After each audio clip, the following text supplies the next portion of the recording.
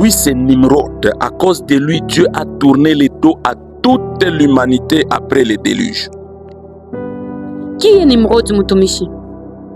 Nimrod était un roi noir, kamite, c'est-à-dire descendant de Cam, troisième fils de Noé. Il était un constructeur, le fondateur de Babylone.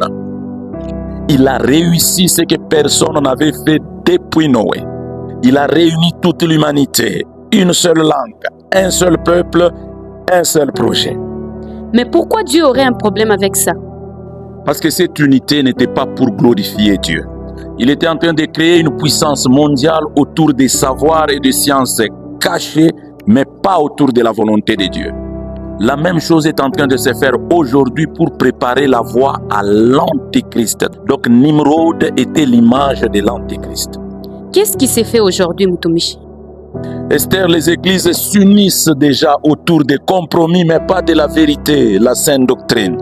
Des jeunes à qui on promet connaissance, pouvoir et luxe sont attirés dans des loges et des cercles secrets comme à Babylone. Des faux prophètes réunissent des foules autour des miracles et des fausses prophéties sans chercher la vérité. C'est pourquoi il est dit en Ésaïe 48, 20, sortez de Babylone, fuyez du milieu des Chaldéens. Comment sortir de Babylone, Mutumishi? Quittez toute église où vous êtes attirés par le luxe et non le salut. Sortez de ces lieux où on vous promet la vie sur terre et non la vie éternelle.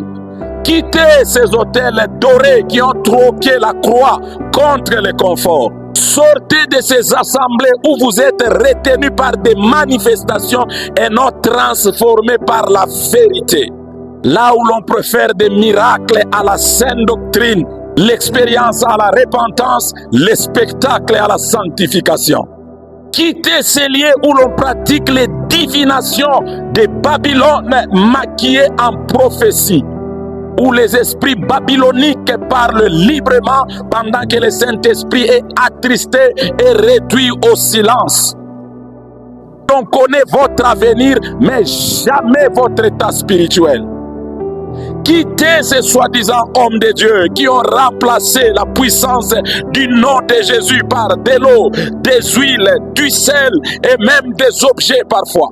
Sortez du milieu d'eux et séparez-vous, dit le Seigneur. Ne touchez pas à ce qui est impur et je vous accueillerai.